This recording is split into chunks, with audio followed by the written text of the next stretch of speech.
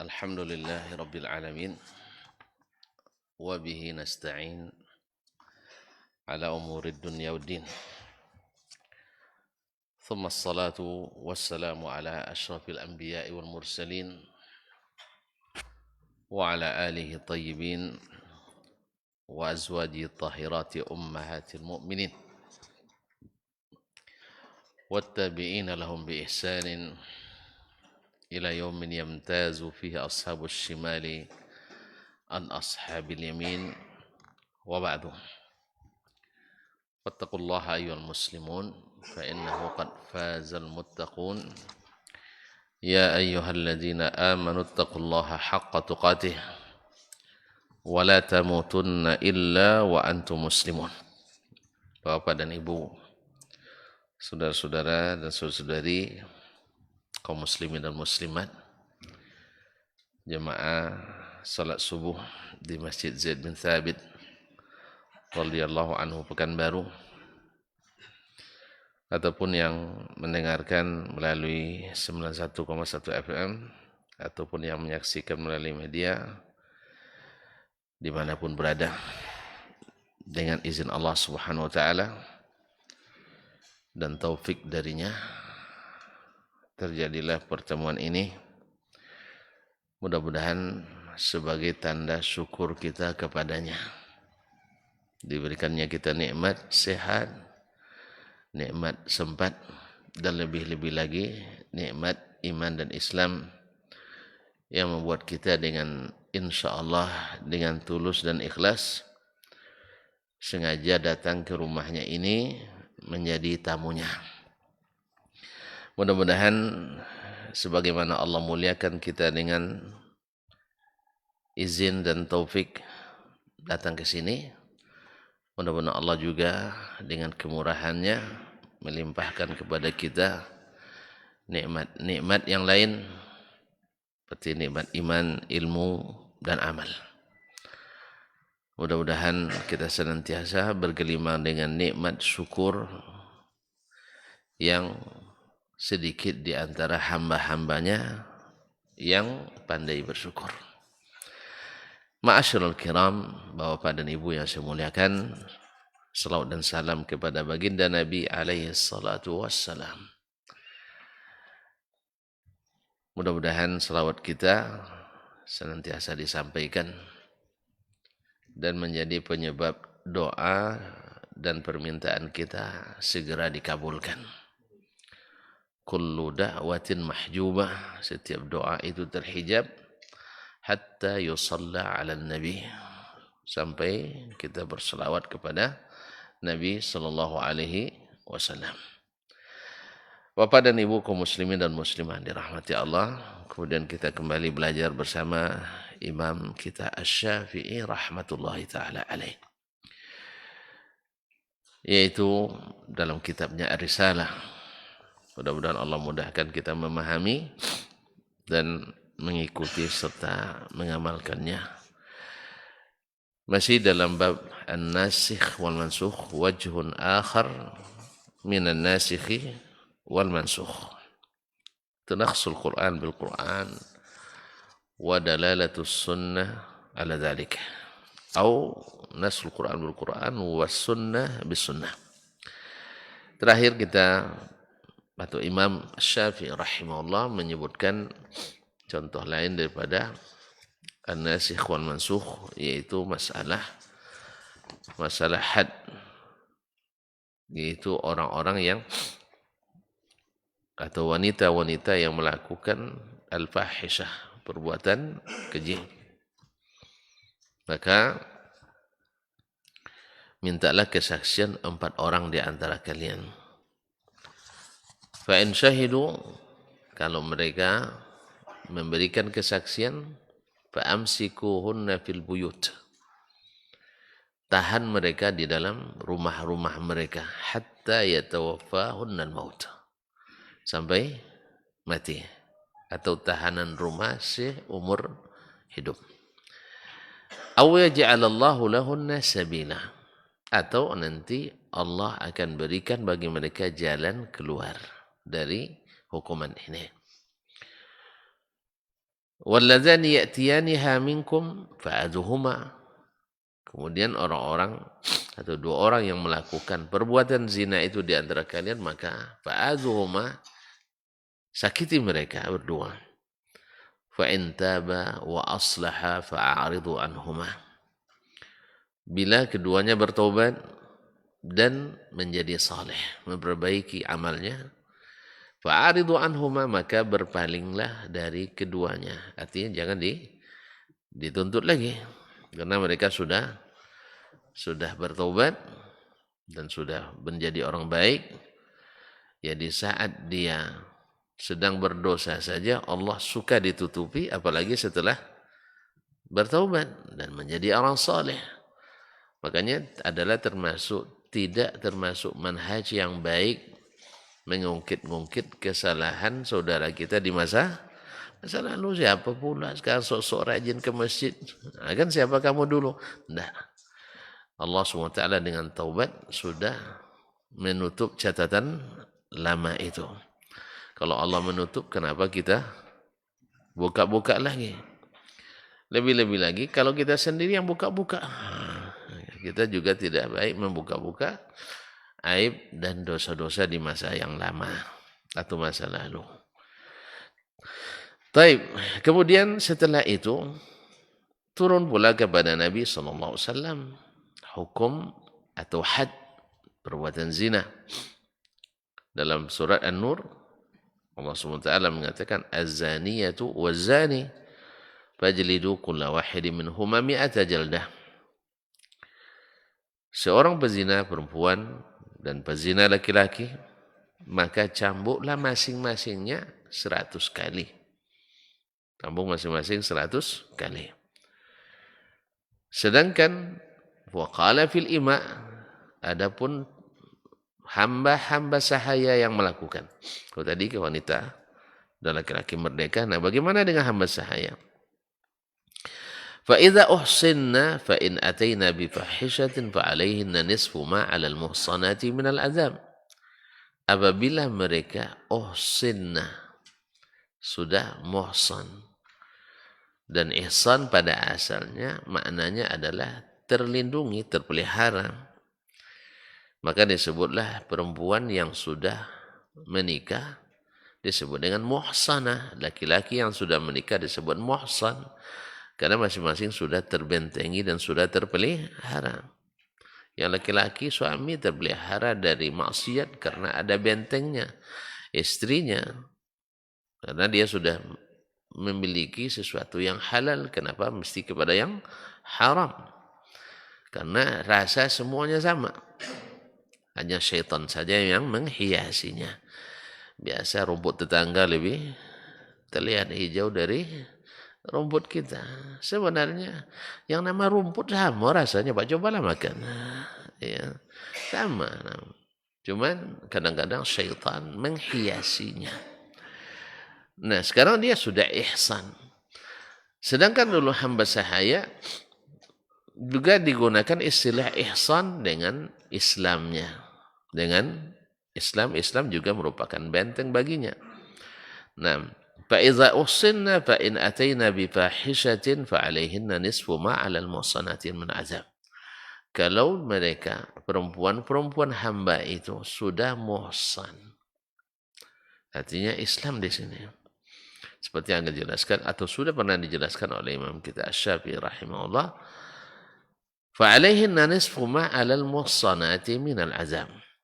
Maka hukumannya setengah dari hukuman wanita-wanita merdeka yang muhsan. Taib, fanusikhal habsu aniz zina. Maka hukum tahanan rumah sampai mati dinasakh. Dinasakh dari para pezina. Wa thabata alaihimul hudud. Dan gantinya yang sabit setelah diamandemen yang lalu ada hukum pengganti, yaitu al-hudud, yaitu had-had, yaitu hukum yang ditentukan kadarnya oleh Allah Tabaraka wa Ta'ala, disebut dengan had. Had itu artinya batasan. Jadi Allah yang sendiri yang memberikan batasan hukum itu. 100, 80, 50 misalnya, dan seterusnya. Itu namanya disebut dengan had. Wa dalla qaulullah ta'ala fil ima. Nah, firman Allah tentang para hamba sahaya. Fa'alaihinna nisfu ma'anal muhsanati minal azam.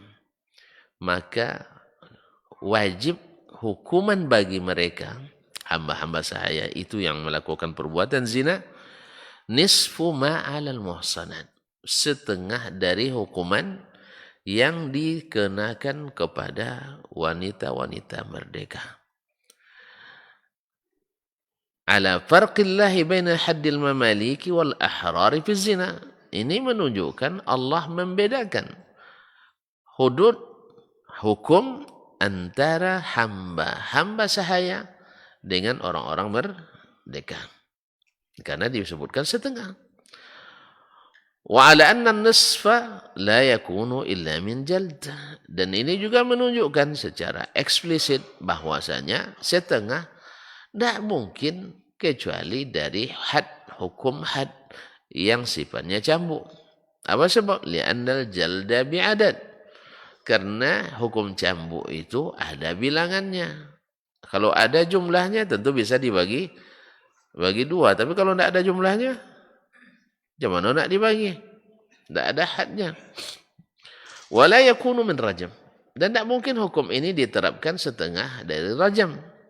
Lianna rajma ityanun ala nafsi bila adad. Karena rajam itu melenyapkan jiwa. Tidak bisa dibatasi dengan jumlah. Tidak bisa dibatasi setengah mati. Mana setengah mati? Itu hanya bahasa istilah hiperbola. Ya bahasa yang kalau tidak ada setengah mati tidak ada kan?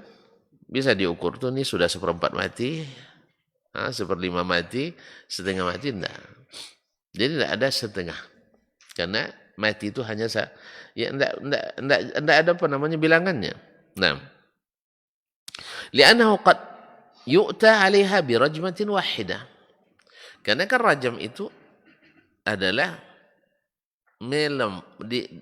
melempari orang yang berzina sampai mati. Wa qad yu'ta 'alaiha bi rajmatin wahidah. Bisa saja lenyap atau hilang nyawanya dengan satu kali lemparan.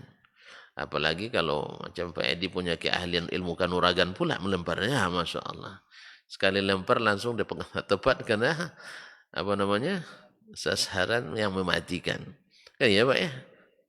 Ada ilmunya dah. Katanya, awak dah tahu Pak ya. Sekali lempar, kena urat matinya. Ya, pas pula mati. Wa bi alfin wa akthar.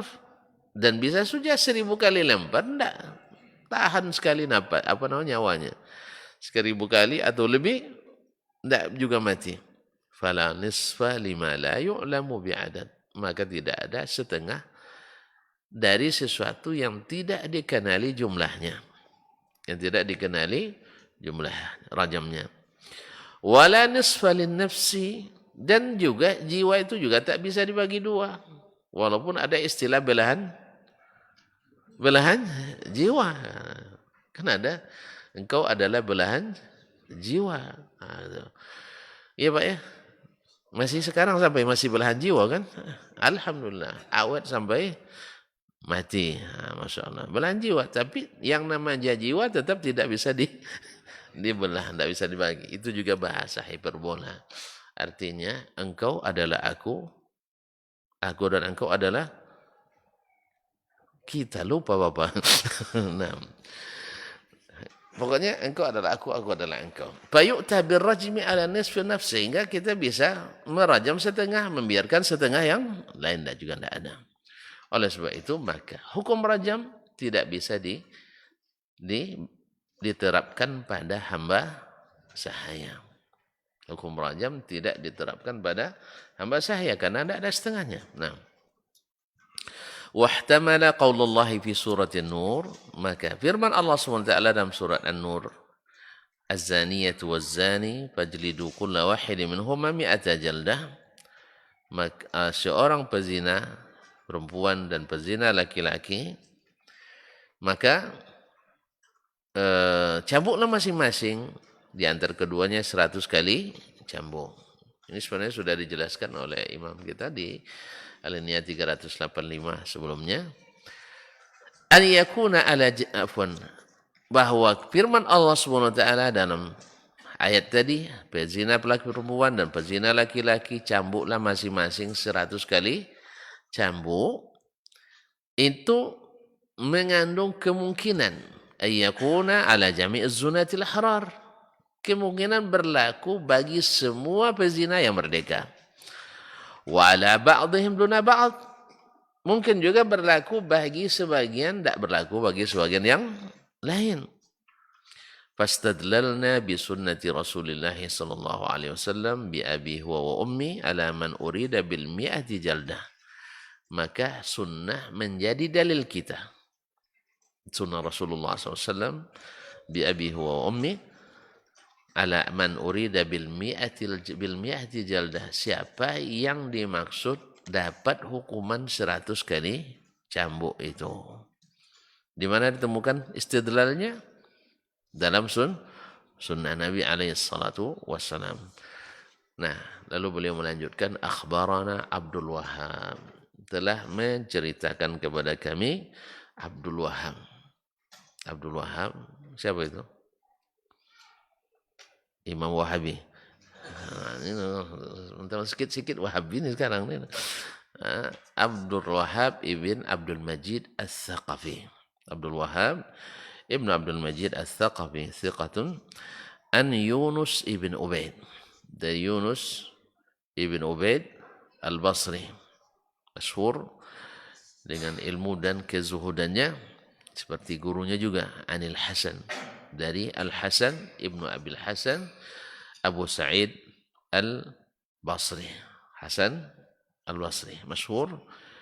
Nam an Ubadah bin Samit, dari Ubadah ibn Samit Al-Ansari radhiyallahu taala anhu Al-Ausi, anna Rasulullah sallallahu alaihi wasallam, bahwasanya Rasulullah sallallahu alaihi wasallam qala, bersabda, khudhu anni qad ja'ala Allahu lahunna sabila. Ya, ambil dari saya qad ja'ala Allahu lahunna sabila. Allah telah memberikan jalan keluar bagi mereka, maksudnya wanita-wanita yang berzina itu, sabila, jalan yang lain dari hukuman sebelumnya. Hukuman sebelumnya apa kemarin? Tahanan rumah seumur hidup.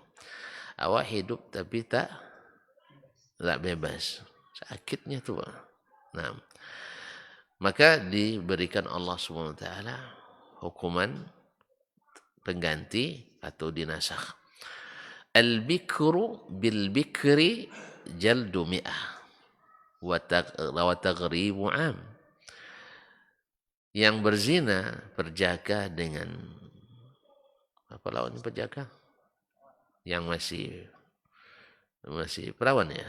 Nah, perjaka dengan anak darah itu cambuk 100 kali dan diasingkan dari negeri 100 tahun. Ya, cambuk 100 kali untuk dirasakan betapa sakitnya ya azab itu di dunia saja.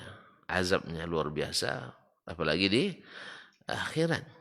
Kemudian wa taghribu 'am, diasingkan selama setahun. Ini juga ada tergantung hikmah di dalamnya. Satu, menjauhkan satu sama lain. Yang kedua, yang menghilangkan rasa malu kepada orang-orang yang tinggal di tempat dia dihukum. Ya. Yang ketiga, memberikan kesempatan dia untuk membaikkan, mensolehkan dirinya. Maka diasingkan selama satu tahun. Kita kadang-kadang perlu diterapi dengan itu. Kalau masih di kelompok yang sama, di geng yang sama, kambuh lagi, Pak. Makanya kadang-kadang banyak yang masuk penjara dikelompokkan pula sama-sama bandar narkoba. Akhirnya dari dalam penjara mengendalikan narkoba. Ya berjudi demikian juga masuk dalam penjara jadi bandar judi dia. Makanya sebenarnya hukuman penjara bukan hukuman. Dia hanya sebagai terapi. Hukuman bukan penjara seharusnya. Hukuman itu ada seperti yang diterapkan tadi. Ma'asyiral kiram dirahmati Allah. Kedua, penjara itu membebani anggaran negara. Daripada di penjara lebih baik dibayarkan aja. Nah, ma'asyiral kiram dirahmati Allah. Wasayyibu bisayyibi jaldu mi'atin warrajam. Sedangkan as-sayyib yang sudah pernah menikah berzina pula dengan yang sudah pernah menikah atau yang belum pernah menikah. Yang penting masalahnya yang sudah pernah menikah atau melakukan hubungan dengan sah syar'i, na'am, jaldu mi'atin warrajam, yaitu dicambuk 100 dan dirajam. Ini apa dicambuk lagi atau tidak nanti masalah yang dikhilafkan di antara ulama. Qala fadalla qawlu Rasulillah sallallahu alaihi wasallam, berkata Imam Asy-Syafi'i rahimahullah, maka sabda Rasulullah sallallahu alaihi wasallam, qad ja'alallahu lahunna sabila. Allah telah menjadikan jalan keluar dari hukuman tadi, ala anna hadza awwalu ma hudda bihi zunan, bahwa ini adalah awal sekali had diturunkan bagi para pezina.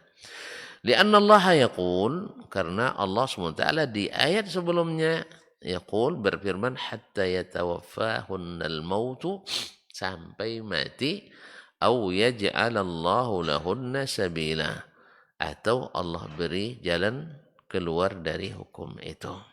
Berarti hukum cambuk atau hukum hadis Nabi SAW yang mengatakan khudhu anni qad ja'alallahu lahunna sabila, ini adalah yang pertama turun berkenaan dengan had pezina. Sebelumnya hukumannya adalah ditahan sampai mati dan disakiti di rumahnya. Thumma rajama Rasulullah sallallahu alaihi wasallam ma'izan wa lam yajlidhu. Nah, tadi kan dia di dalamnya ada jaldu mi'atin warrajam. Dicambuk 100 kali dan dirajam. Dikumpulkan dua hukum dalam hadis tadi. Thumma rajama Rasulullah sallallahu alaihi wasallam ma'izan wa lam yajlidhu. Kemudian Rasulullah sallallahu alaihi wasallam menghukum rajam Ma'iz, seorang sahabat yang bernama Ma'iz Al-Ghamidi, walam yajlidhu, dan tidak meletakkan cambuk baginya. Ini kan Ma'iz ini datang ke Nabi sallallahu alaihi wasallam, ya Rasulullah, halaktu, saya binasa. Kenapa? Zina itu, saya berzina, katanya. Nabi menoleh, memalingkan mukanya ke sebelah kiri. Dia datang pula lagi ke situ, ya Rasulullah, tahir nih, bersihkan saya.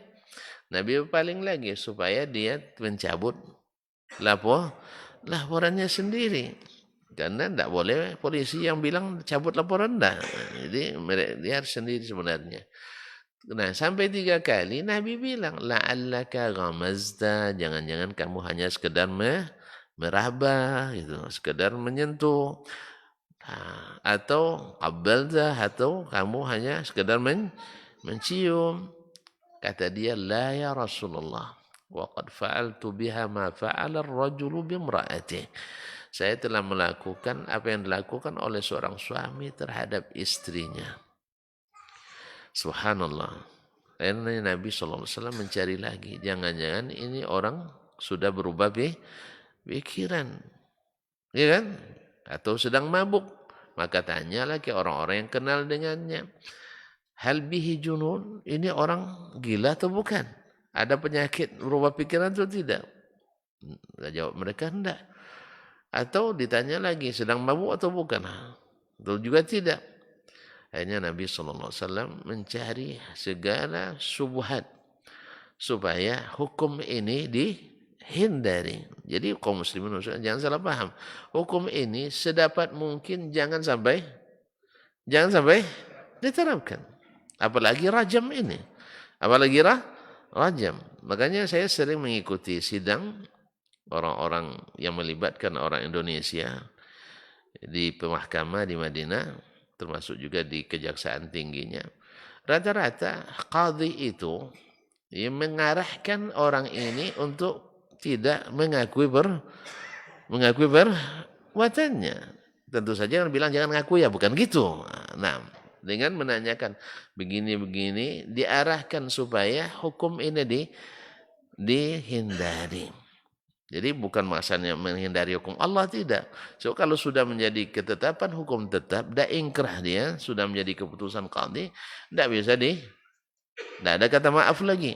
Maka sebelum ada keputusan, maka harus benar-benar ini. Nah, sebagian ditanya oleh qadhinya, kamu paham tidak kalau melakukan ini hukumnya ini? Ya.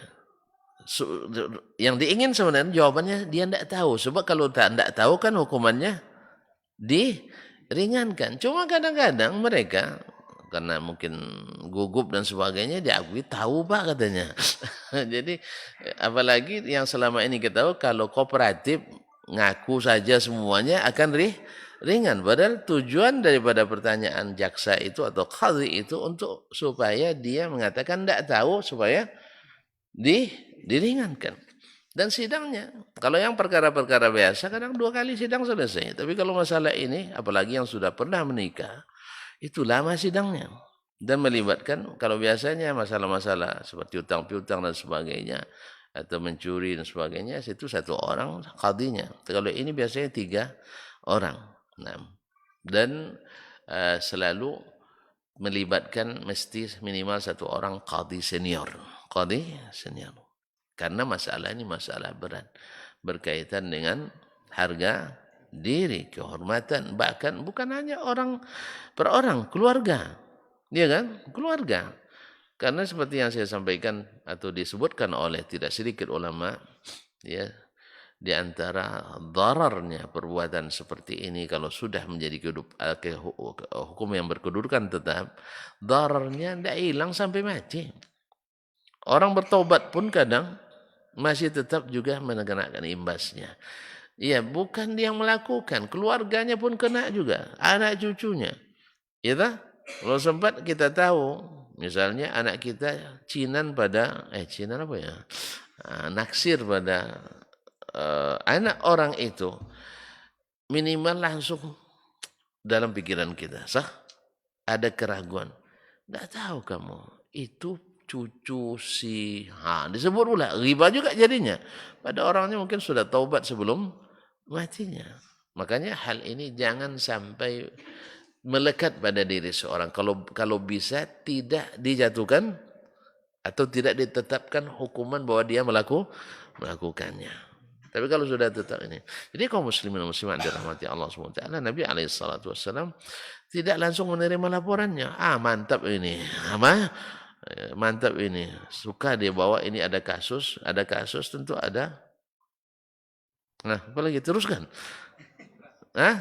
Ada gugatan, ada pekerjaan, ada kerja, ada kan lupa Bapak, ada amal, ada pahala, ada kerja, ada gaji. Ya kan? Banyak kerja, banyak lupa Pak. Ramadan baru berjaja lewat. Naik pangkat, naik gaji. Banyak kerja, banyak pendapatan, banyak kegiatan. Bapak cuaca tidak pernah jadi PNS saja Pak. Banyak SPJ. Banyak SPJ. Apa SPJ itu? Surat perjanjian. Surat. Pertanggungjawaban. Enggak. SPPD. Nah, pokoknya kalau banyak laporan kegiatan, insya Allah banyak pencairan. Enggak. Jadi ini kaum muslimin muslimat, Nabi tidak melihatnya sebagai suatu kesempatan. Kalau bisa dielakkan. Makanya hukum asalnya yang terjadi seperti ini jangan dilaporkan. Bahkan laporannya pun bila sempat melihat kalau dilaporkan ke pihak yang berwenang, maka harus 4 orang saksi, dan saksi itu bukan menerima satu sama lain, tidak, harus keempat-empatnya menyaksikan langsung prosesinya, ya. Jangan nanti kirim satu orang foto ya, habis itu lihat ke yang bukan, itu tidak masuk, harus melihat langsung. Allah musta'an. Dan ini kan sulit dia laksanakan. Udah satu aja sudah ketahuan, sudah bubar dia kan, apalagi nunggu 4 orang. Ini artinya betapa hukum itu bukan untuk merendahkan tapi untuk melindungi. Nasallallahu alaihi wasallam. Ma'asyiral kiram dirahmati Allah. Maiz waktu itu karena dia seluruh syubhat, ya, alasan-alasan yang diharapkan meringankan tidak ada lagi, akhirnya dia dirajam oleh Rasulullah sallallahu alaihi wasallam, tapi tidak dicambuk. Padahal di hadis Ubadah bin Samit tadi dicambuk dan dirajam. Naam. Thumma raja'a Rasulullah SAW ma'izan wa lam yajlidhu. Kemudian Rasulullah SAW merajam Ma'iz dan tidak menjilidnya. Wa imra'atal aslami wa lam yajlidha, dan istri al-aslami, seorang Waimir al-Aslami, ya, juga tidak dijilidnya. Kan kisahnya sudah disebutkan kemarin bahwa seorang laki-laki punya anak yang bekerja dengan seseorang. Nah, anak itu melakukan perbuatan zina dengan istri majikannya, bosnya. Nah, akhirnya tanya ke orang yang tidak berilmu, dia bilang bayar dendanya. Bayar berapa ekor? 100 ekor kambing plus hamba sahaya. Maka sampai ke Nabi Shallallahu Alaihi Wasallam kasusnya, tidak begitu, yang hukumnya kambing dikembalikan, hamba dikembalikan. Nah, anaknya karena masih bujang dapat hukuman 100 kali cambuk. Lalu Nabi mengirim Unais al-Aslami untuk bertanya ke istri orang tadi. Kalau dia mengakui, maka dihukum rajam. Kalau tidak, bebas dari hukuman. Ternyata dia mengakui, maka dirajamlah wanita itu walam yajrilha, tanpa dicambuk. Nah, ini semua padalat sunnatu Rasulullah sallallahu alaihi wasallam ala annal jalda mansukhun aniz zaniyaini tsayyibaini. Ini menunjukkan pula bahwasanya hukum cambuk dinasakh dari pezina yang sudah pernah menikah, karena sudah dirajam. Untuk apa lagi dicambuk? Ya Pak ya? Maka tidak dikumpulkan antara hukum cambuk dengan hukum rajam. Qala wa lam yakun bainal ahrari fi zina farqun. Kemudian Imam Syafi'i rahimahullah mengatakan tidak ada perbedaan antara yang merdeka ketika berzina illa bil ihsani bin nikahi wa khilafil ihsani bihi. Keberbedaannya adalah ihsan, yaitu terbentengi dengan nikah atau tanpa, atau yang belum menikah. Jadi perbedaan antara yang merdeka, sesama merdeka, hanya dari sisi dia sudah pernah menikah atau belum pernah menikah. Maka ihsan bagi orang-orang merdeka adalah menikah. Sedangkan ihsan bagi hamba sahaya adalah dengan Islamnya. Ma'asyiral kiram dirahmati Allah SWT. Tidak ada perbedaan sesama yang merdeka bila melakukan perbuatan zina kecuali dari sisi ihsan. Kalau dia sudah pernah menikah atau muhsan, maka hukumnya rajam. Kalau belum pernah menikah, maka hukumnya cambuk 100 kali dan diasingkan setahun. Nah, kisah ini terjadi di kisah tadi, Imra'atul Aslami tadi. Nah, di mana Nabi SAW membedakan antara pelaku yang laki-laki, yaitu yang masih bujang, dengan pelaku yang perempuan yang sudah bersuami. Maka yang bujang dicambuk dan diasingkan setahun, sedangkan yang perempuan dirajam sampai mati. Wa iskana qaulun Nabi sallallahu alaihi wasallam qad ja'ala Allahu lahunna sabila. Tatkala perkataan Nabi sallallahu alaihi wasallam qad ja'ala Allahu lahunna sabila, Allah sudah jadikan bagi mereka jalan keluar. Al-bikru bil bikri jaldu mi'atin wa tagribu am, yang berzina sesama masih bujang dan dara adalah 100 kali cambuk dan diasingkan 1 tahun. Fa bi hadza dilalatun ala annahu awwalu ma nusikha al-habsu 'aniz zaniyaini. Dan ini menunjukkan bahwa itu hukum adalah yang pertama dinasakh al-habs, awalnya dinasahnya hukum tahanan sampai mati di rumah dari 2 orang pezina. Wa hudda ba'dal habsi, dan diberikan had keduanya setelah sebelumnya hukumnya adalah al-habs.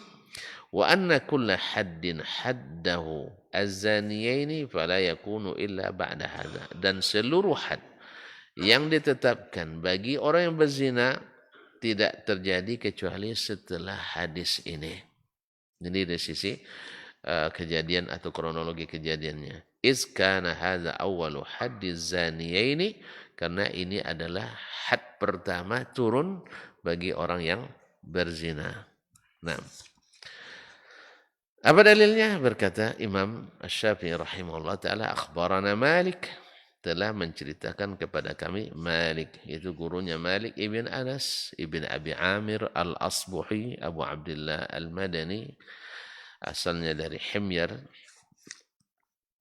Imam Darul Hijrah. An Ibn Syihab, dari Ibnu Syihab juga Imam Abu Bakar Muhammad ibn Muslim ibn Ubaidillah ibn Abdullah ibn Syihab Az-Zuhri, masyhur orang yang pertama mengumpulkan hadis secara besar-besaran atas instruksi pemerintah di masa Umar bin Abdul Aziz rahimahullahu taala.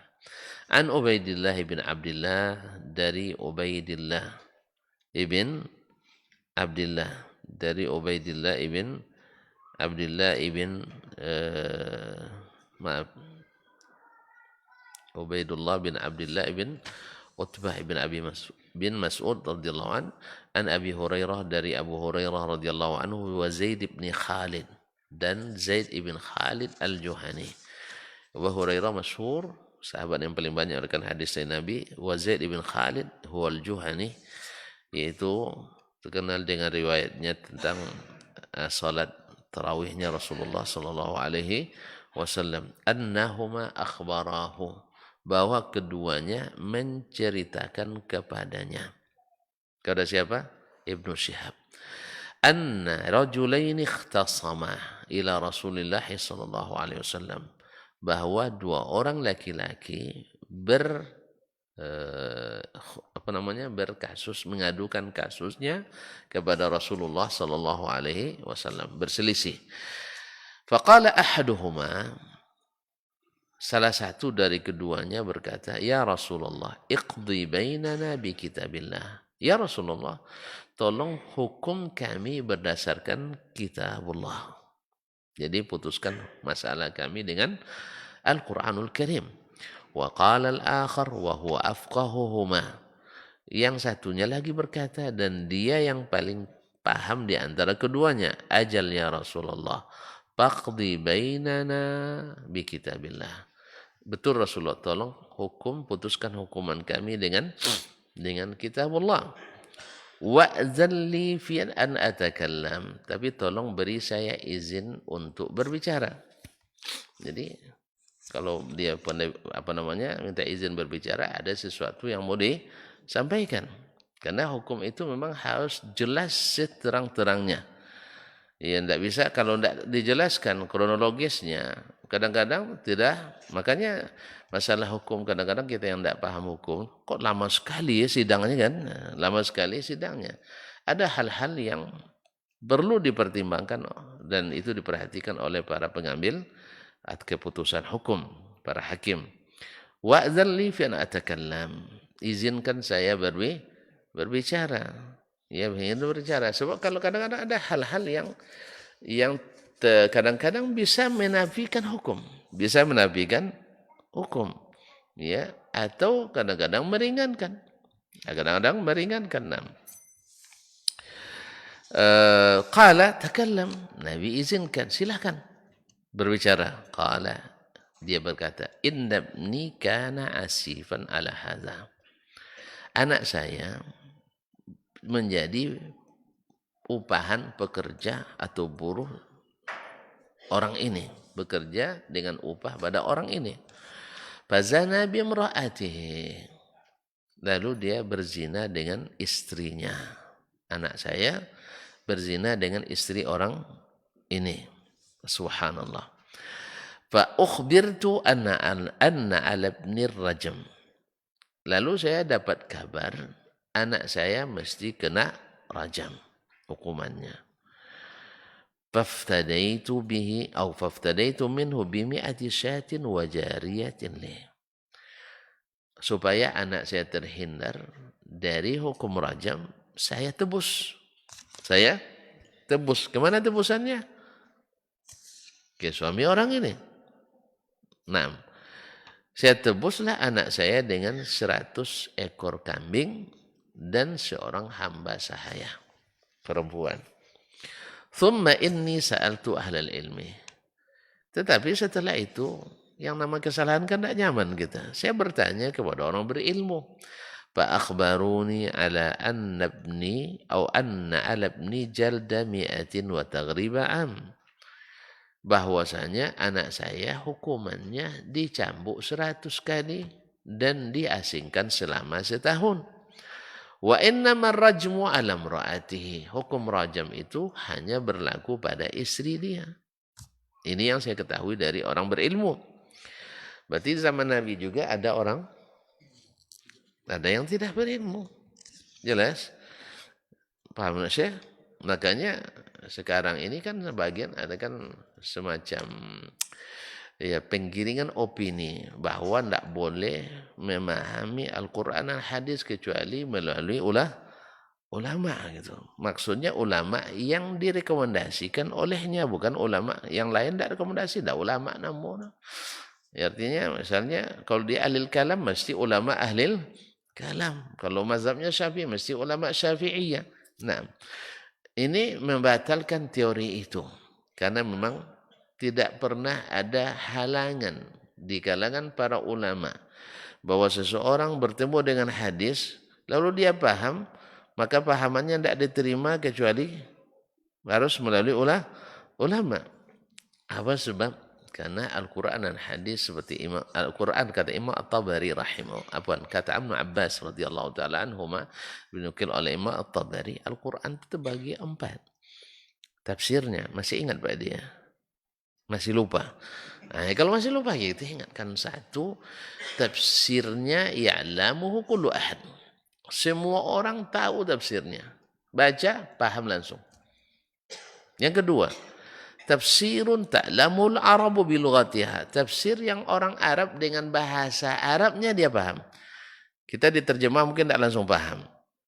Bapak ya, kan pernah saya contohkan. Yaitu orang Arab ketika membaca Alhaakumut takatsur hatta zurtumul maqabir.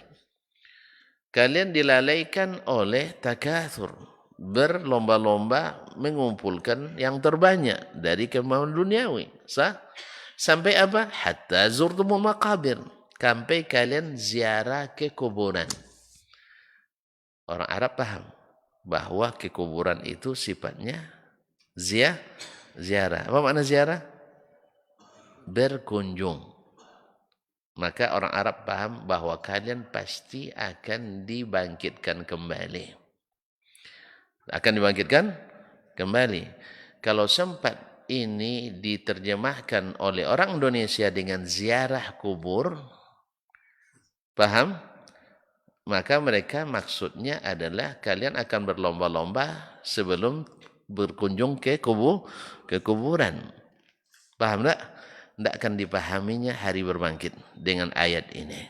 Itu bedanya orang Arab dengan non-Arab. Karena bahasanya memang bahasa Arab. Oleh sebab itu, makanya para ulama tidak menerjemahkannya dengan sampai ziarah kubur. Tapi sampai kalian masuk kubur. Jelas? Sebab kalau diterjemahkan sampai kalian berkunjung ke kuburan, tidak sampai pesan ilahi di dalamnya. Tidak dipahami oleh orang ajam. Jelas? Kalau orang Inggris nanti kan visit, kan berkunjung. Dikiranya kunjungan wisata ke kuburan. Sehingga sekarang banyak wisata religius ke kuburan. Jadi kuburan jadi tempat wisata religius. Ya, tinggal pilih saja. Nak Sunan Ampel, nak Sunan Kudus, nak Sunan Kalijogo, ya, sampai kuburan macam-macam lah. Wali Majzub pun laku sekarang nih. Wali-wali yang sudah hilang akal jadi kunjungan visiting, jadi kunjungan religius. Nah, makanya ini yang tafsir yang kedua, orang Arab yang paham. Yang non-Arab perlu penyesuaian makna. Makanya para ulama tidak setuju dengan istilah terjemah Al-Quran, tidak. Terjemah ma'anil Quran. Terjemah makna Al-Quran. Karena Al-Quran tidak bisa diterjemahkan. Al-Quran tidak bisa diterjemahkan. Sebab kalau diterjemahkan secara bahasa aslinya, orang lain tidak paham. Orang selain Arab tidak paham. Ini tafsir yang kedua. Tafsir yang ketiga, tafsirun la ya'lamuhu illal ulama. Tafsir yang hanya diketahui oleh para ulama. Ya. Dan yang keempat adalah tafsirun la ya'lamuhu illallah, tafsir yang tidak diketahui kecuali oleh Allah. Beliau mengatakan wa aktsarut tafsir minal naw'il awal watsani. Sebagian tafsir itu, sebagian besarnya adalah bagian pertama yang semua orang langsung baca, langsung paham, dan yang kedua yang ada kekhasan orang Arab dalam berbahasa itu. Yang ketiga itu sedikit, yang khusus ulama itu sedikit. Oleh sebab itu, jangan halangi umat untuk memahami firman Allah dan sabda Rasulullah sallallahu alaihi wasallam. Bunyinya bagus, harus lewat ulama. Tapi maksudnya tidak bagus, harus ulama kami saja. Ya, Ahlus Sunnah wal Jamaah tidak boleh, tapi mesti aswajo. Nah, Allah musta'an. Jadi Allah kaum muslimin dan muslimat dirahmati Allah. Seluruh riwayat yang sampai pada kita, hadis-hadis yang sahih, sebenarnya kalau ditilik dan diselidik, semuanya melalui ulama. Sekarang Imam Asy-Syafi'i menyampaikan hadis ini, dari mana dia dapat? Imam Malik. Imam Malik ulama apa enggak? Ulama? Ya ulama. Imam Malik dari mana dia terima? Ibnu Syihab. Ibnu Syihab ulama apa tidak? Ulama juga. Salah satu dari 6 tabi'in menjadi porsanad hadis di masanya. Ya. Kemudian Ibnu Syihab dapat dari mana? Dari Ubaidullah ibn Abdullah. Dari Ubaidullah ibn Abdullah ibn Abi Rafi'. Ibn Rafi' juga seorang ulama. Kemudian dari Abu Hurairah. Abu Hurairah ulama apa tidak? Hah? Ulama. Zaid bin Khalid ulama. Berarti riwayat yang kita terima dari ulama. Andainya dari sanad seperti ini kita terima, Allah di atas bersemayam di atas aras. Kita mengemaknainya dengan di atas aras melalui ulama apa tidak? Ulama. Alhamdulillah. Cuma tidak melalui ulama kalam yang terang menjadi kelam. Ya, ilmu kelam yang terang jadi kelam, yang jelas jadi buram, yang nampak jadi tak kelihatan. Itu yang masalahnya. Itu yang dimaksud oleh bagian harus melalui ulama. Semuanya ulama. Imam Bukhari meriwayatkan dari gurunya, misalnya Zuhair bin Harb. Zuhair bin Harb meriwayatkan dari gurunya Abu Muawiyah ad-Darir. Abu Muawiyah ad-Darir meriwayatkan dari gurunya Al-A'mash. Semuanya ulama. Semuanya seragam melapaskan makna yang sama. Berarti kita terima dari makna itu. Lah, harus tafsirnya. Memang mereka tidak paham ketika meriwayatkan itu. Paham tidak mereka meriwayatkan bahwa yang dimaksud itu? Kalau tidak, tentu mereka jelaskan. Makanya ada hadis mudraj namanya. Nanti kalau tuan-tuan belajar hadis, ulumul hadis, ada mana hadis mudraj. Kadang-kadang perawi kalau ada makna itu tidak itu yang dimaksud, atau makna itu sulit untuk dipahami orang, maka dia sebutkan wa huwa kadza. Jelas?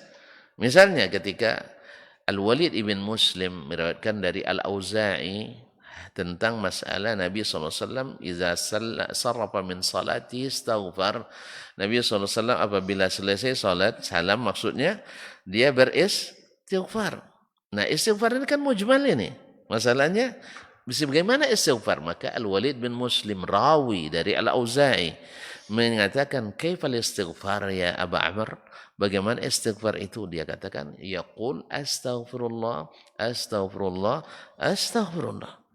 Nah, kalaulah masalah istighfar minta ditafsirkan, bagaimana dengan masalah sifat Allah Tabaraka wa Ta'ala? Ketika mereka tidak tafsirkan, berarti itulah tafsirnya. Seperti kata Imam Sufyan Ats-Tsauri, berkata Abdurrahman ibn Mahdi dan selainnya, bahwa ayatus sifat wal ahadithus sifat qira'atuha tafsiruha. Membacanya itulah tafsirnya. Lalu ulama? Iya, melalui ulama. Jelas? Makanya silakan baca semuanya. Imam Ahmad misalnya meriwayatkan dari misalnya Abdurrahman ibn Mahdi. Abdurrahman Mahdi meriwayatkan dari Waqi' ibn al-Jarrah ar-Ru'asi.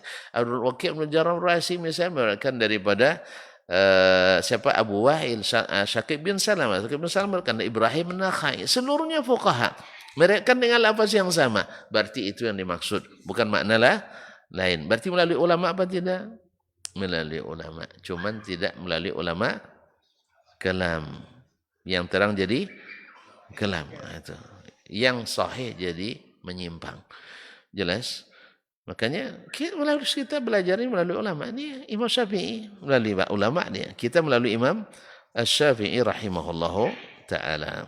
Nah, maka dia katakan wa inna ma ala rajm ala imraati, rajam itu berlaku pada istrinya. Faqala Rasulullah sallallahu alaihi wasallam, maka Rasulullah sallallahu alaihi wasallam bersabda, wallazi nafsi biyadihi, demi zat yang jiwaku ada di tangannya, la aqdiyanna bainakuma bi kitabillah, saya pasti akan menghukum di antara kalian dengan kitabullah. Amma ghanamuka wa jariyatuka faradun ilaik. Adapun kambing-kambingmu, berapa tadi? 100, sayang sama anak baju 100 kambing untuk menebusnya. 6. Wa jariyatuka, hamba sahayamu, faradun alaika, dikembalikan kepadamu. Tidak ada. Ini hukum dibuat-buat ini. Hukum dibuat. 6. Wajaladabnahu mi'atan wa gharrabu aman. Lalu Nabi menghukum jilid anaknya atau menghukum cambuk anak 100 kali, wa gharrabahu aman, dan diasingkan 1 tahun. Wa amara Unaisunil Aslami. Kemudian Nabi memerintahkan sahabat namanya Unais al-Aslami ayyati imra'atal akhar, untuk mendatangi perempuan atau istri laki-laki tadi. Nah, fa in i'tarafat rajamaha, kalau dia mengakui maka dia rajam. Fa'tarafat, dan perempuan itu mengaku, fa rajamaha, lalu Nabi merajamnya sampai mati. Ini menjadi bukti bahwasanya yang menjadi patokan adalah ihsan atau bukan ihsan. Ma'asyarul kiram dirahmati Allah. Kemudian Imam mengatakan, akhbarana Malik an-Nafi' an Ibnu Umar anna Nabi sallallahu alaihi wasallam rajama yahudiyaini zanaya, bahwa Nabi sallallahu alaihi wasallam menghukum rajam dua orang Yahudi yang berzina. Ini ada kisah juga. Orang Yahudi ingin menyelamatkan klannya, tidak dihukum rajam. Ketika Nabi sallallahu alaihi wasallam suruh mereka membacakan ayat-ayat Taurat, lalu pendetanya tutupi ayat tentang rajam. Makanya Abdullah bin Salam kasih tahu Nabi, orang Yahudi itu qaumun buht, mereka itu tidak ini. Akhirnya, tolong angkat tanganmu itu. Disuruh angkat, ternyata di situ ada ayat rajam. Mereka beralasan, masa hukum kamu diberlakukan pada kami itu. Padahal sebenarnya hukum Taurat kan sudah dinasakh. Tapi Nabi nak menjadikan juga bahwa hukum itu ada dalam kitab Taurat sendiri, bahwa yang berzina kalau sudah pernah menikah dirajam. Fathabata jaldu mi'atin, maka tetaplah hukum cambuk 100 kali, wa nafyu anil bikraini alal bikraini, dan menafik dan mengasingkan setahun berlaku bagi 2 orang yang masih belum pernah menikah yang melakukan zina. Warrajmu ala thayyibaini zaniyai, dan hukum rajam berlaku sepanjang masa bagi 2 orang yang berzina yang sudah pernah menikah. Wa in kana mimman urida bil jaldi faqad nusikha anhum al jaldu ma'ar rajam. Andainya pun yang dimaksud keduanya dengan hukum cambuk, maksudnya yang sudah pernah menikah. Andainya pada awalnya dimaksud dengan dalam hadis Rifa'ah tadi, dalam hadis Ubadah ibn As-Samit tadi, bahwa Nabi mencambuk dan menrajam. Andainya mereka betul dimaksud dengan hukum cambuk juga, yaitu yang sudah pernah menikah bila berzina juga dihukum cambuk, faqad nusikha anhumal jaldu ma'ar rajam. Hukum itu sudah dinasakh. Wa illam yakuna urida bil jaldi wa urida bil mikran. Nah, andainya yang dimaksud dengan hukum cambuk 100 kali itu yang dimaksudkan adalah 2 orang yang belum pernah menikah, fahuma mukhalifani litsayyibain, maka sudah jelas bahwa yang belum pernah menikah berbeda hukumnya dengan yang sudah pernah menikah. Wa rajmus thayyibaini ba'ya adayatil jaldi bima rawa Rasulullah SAW anillah, wa hadha ashbahu ma'anihi wa awlaha bihi indana wallahu alam. Dan merajam 2 orang yang berzina yang sudah pernah menikah setelah ayat tentang cambuk, bima warawa Rasulullah SAW anillah, dengan apa yang diriwayatkan oleh Rasulullah SAW dari Allah SWT. Maksudnya adalah bahwa sebagian ayat itu ada maknanya tetapi sudah dinasakh tulisannya, ayatnya tinggal maknanya, dan itu yang diriwayatkan oleh Nabi sallallahu alaihi wasallam daripada Allah tabaraka taala, wa hadza asbahu ma'anihi wa aulaha bihi indana, dan ini adalah makna yang paling mendekati dan yang paling didahulukan di sisi kami, wallahu alam, dan Allah yang lebih mengetahui. Dengan demikian selesai pula pembahasan masalah ini. Alhamdulillah waktu juga sudah mulai, matahari dah mulai tinggi, dan masing-masing kita akan menjadi pejabat tinggi hari ini untuk melakukan tugas keseharian kita. Mudah-mudahan Allah berikan manfaat, dan sampai jumpa kembali pada lain saat. Terima kasih dan mohon maaf. Wa subhanakallah bihamdik asyhadu an la ilaha illa anta astaghfiruka wa atubu ilaik. Wassalamualaikum warahmatullahi wabarakatuh. Majtama'a qaumun fi baitin min buyutillah yatluna kitaballah wa yatadarasunahu fima bainahum illa nazalat alaihimus sakinah wa ghasyiyatuhumur rahmah wa haffat bihimul malaikah wa dzakarahumullahu fiman indah. Tidaklah suatu kaum duduk di salah satu rumah Allah membaca ayat-ayat Allah dan sama-sama mempelajarinya, kecuali turun kepada mereka as-sakinah, ketentraman dan kenyamanan. Wa ghasyiyatuhumur rahmah, dan mereka diliputi pula oleh rahmat, kasih sayang dari Allah Subhanahu wa taala. Wa haffat bihimul malaikah, dan mereka pun dikelilingi oleh para malaikat, karena malaikat suka majlis-majlis zikir dan ilmu. Wa dzakarahumullahu fiman indah, dan Allah akan banggakan sebut-sebut mereka di kalangan malaikat-malaikat yang ada di sisinya, di masyarakat atas. Mudah-mudahan kita termasuk yang sering disebut-sebut di sisi Allah di kalangan para malaikat, dan di akhir majlis ini mudah-mudahan kita pula mendapatkan seperti yang tersebut dalam hadis qudsi, qumu maghfuran lakum, silahkan berangkat meninggalkan majlis ini dalam keadaan diampuni dosa-dosa kalian.